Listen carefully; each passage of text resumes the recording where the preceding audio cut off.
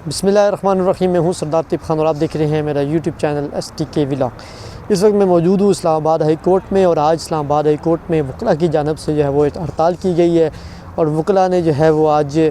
जो रूटीन के केसेस होते हैं उनमें पेश होने से इनकार किया है और इस हवाले से वकला तरीक आज से उन्होंने कहा है कि शुरू हो चुकी है। वकला तरीक क्यों शुरू हो रही है? क्योंकि 3 मुअज़्ज़ज़ जज साहिबान को मुख्तलिफ़ प्रोफेशनल से यहाँ ट्रांसफ़र किया गया, जिस पे जो है वकला के काफ़ी तहफ़्फ़ुज़ात हैं। इस्लामाबाद बार एसोसिएशन के भी तहफ़्फ़ुज़ात सामने आए, खुलकर सामने आए। उन्होंने कहा है कि जहाँ के जो सीनियर मोस्ट जज साहिबान हैं उनको प्रमोट किया जाता बजाय किसी और प्रोफेशनल से जजेस को यहाँ लाया जाता। बहरहाल अब जो इस्लामाबाद जो नया कानून है 26वीं अमेंडमेंट के बाद जो है वो तरीक़ाकार जो लाया गया है उसके बाद जो है वो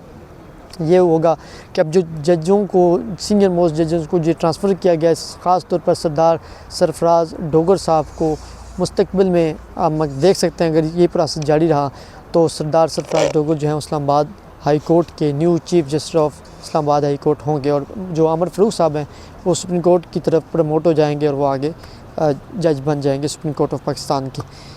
मैं आपको बताता चलूँ तो इस वक्त वकला हों, सहाफ़ी हों, हर मकतबा फ़िक्र जो है वो एहतजाज के लिए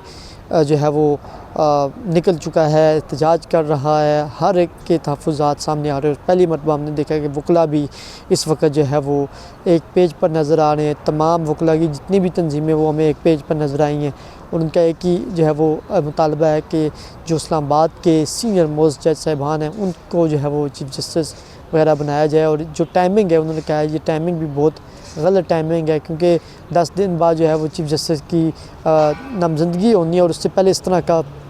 ट्रांसफ़र कर देना जजों को या जजों को दूसरी जगहों से लाना, तो वकील ने कहा है कि ये बहुत बड़ा जो है वो जुल्म है और नाइंसाफ़ी है और हम किसी सूरत उन्होंने कहा कि डोगरा अदालतें इससे पहले भी बनती रही हैं, हम डोगरा अदालतें नहीं बनने देंगे। इस तरह क्योंकि सियासी केसेस हैं तो उनको विक्टिमाइजेशन बनाने के लिए इस तरह की तैनातियाँ की जा रही ताकि मनपसंद किस्म के जो है वो फ़ैसले किए जा सकें, जो हुकूमत चाहती है उस तरह के फ़ैसले करवाए जा सकें। तो इस तरह के वकला के तहफ़्फ़ुज़ात खुलकर सामने आ रहे हैं और इस वक्त आज जो वकला कन्वेंशन जो है वो भी जारी था, वो भी आप देख सकते हैं कि बड़ी तादाद में वकला इस वक्त अपने तहफ़्फ़ुज़ात को खुल के ऐलान कर रहे हैं। और वकला का कहना है कि हम सड़कों पर भी निकलेंगे, हम रूल ऑफ़ लॉ के लिए, कानून की बालादस्ती के लिए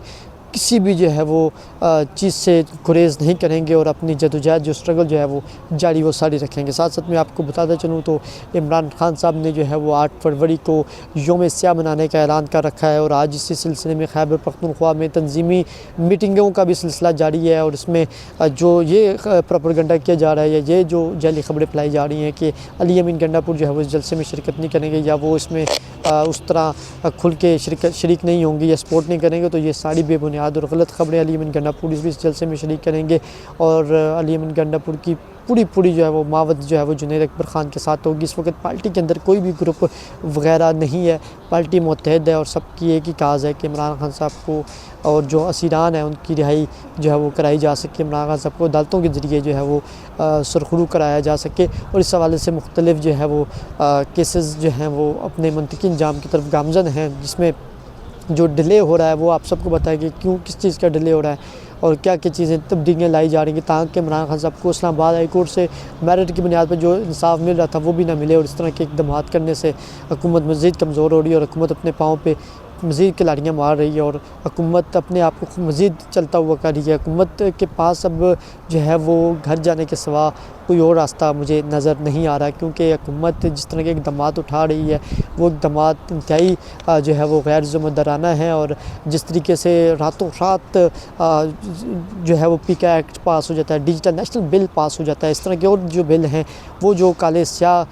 कानून किस्म के जो बिल लगाए जा रहे हैं, सेंसरशिप लगाई जा रही है, इससे नज़र आ रहा है कि हुकूमत बहुत बुखलाहट का शिकार है। और हुकूमत जो है वो अपने ख़िलाफ़ कोई भी आवाज़ सुनना पसंद नहीं करती। कोई भी इख्तलाफ़ राय अगर उनसे कोई करता है तो वो उनको पसंद नहीं आता, क्योंकि वो चाहते हैं कि हमारी मर्ज़ी के सहाफ़ी हों, हमारी मर्ज़ी के जज हों, हमारी मर्ज़ी के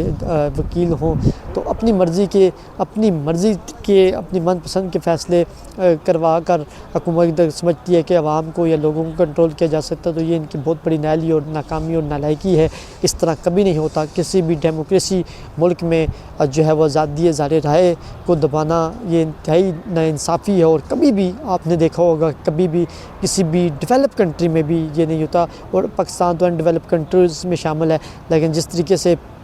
हुकूमत ये समझती है कि अगर हम इस तरह ज़ोर से या ताकत के बलबूते हम लोगों की आवाज़ को दबा सकेंगे तो लोगों की आवाज़ को दबाना नामुमकिन होगा। इस वक्त अगर हम अब बात करें तो इमरान खान साहब पर जो बेबुनियाद और झूठे मुकदमात की एक सीरीज़ बनी हुई है, पूरी फिल्म बनी हुई है, वो भी आने वाले दिनों में आप देखेंगे कि ये ख़त्म हो गया। अब देखना यह है कि वकला कितनी तादाद में जो है वो निकलेंगे, किस तरीके से इसको स्टेप बाई स्टेप तरीक़ को आगे लेकर जाएंगे, क्योंकि ये बहुत बड़ा जो है वो वकला के साथ जो है वो बहुत बड़ी जो है वो हाथ हो चुका है कि जिस तरीके से मुख्तलिफ़ प्रोफेशनल तरीके से जो है वो जज साहिबान को ट्रांसफ़र किया गया। गो कि अगर आइन की रूह से देखा जाए, मेरी सीनियर वकला से भी जब बात हो रही थी तो उनका भी यही कहना था कि आइन की रूह से अगर देखा जाए तो कोई गैर आइन इक़दाम नहीं होते रहते हैं, माजी में भी होते रहते हैं, लेकिन टाइमिंग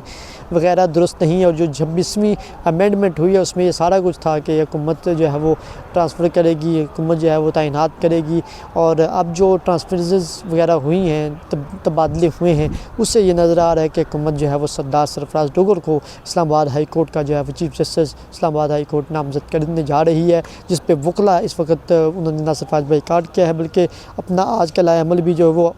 मुरतब कर रहे हैं। और आने वाले दिनों में वकला मुत्तहदा में नज़र आ रहे हैं। और अगर वकला